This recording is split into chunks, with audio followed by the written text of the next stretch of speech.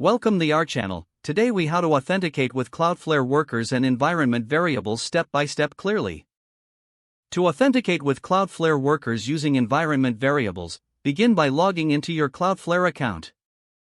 Navigate to the Workers section on the Cloudflare dashboard. Select the worker you wish to configure for authentication. Open the Settings tab for your selected worker. Scroll down to the Environment Variables section. Click on the Add Variable button to create a new environment variable.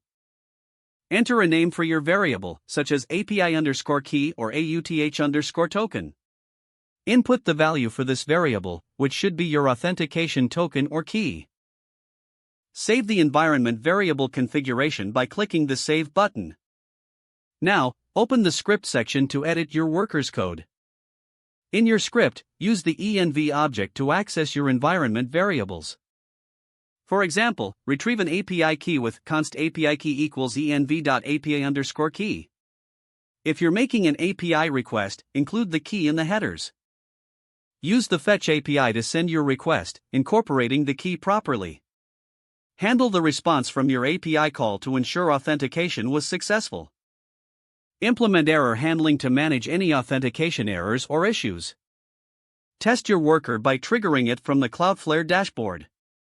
Verify that your requests are authenticated and functioning correctly. Review the logs for any debugging information to refine your code. Once satisfied, deploy your worker to make it live. Your Cloudflare worker is now set up to authenticate using environment variables. If the page does not load, refresh the browser or try again in a private or incognito window. Make sure you are using the correct email address, then retype it carefully to avoid small typos. If your password is not accepted, use the reset option and create a new strong password you can remember. Check your spam folder for verification or security emails, then complete any requested confirmation steps. Enable two-factor authentication if available to improve account security and reduce unauthorized access risk.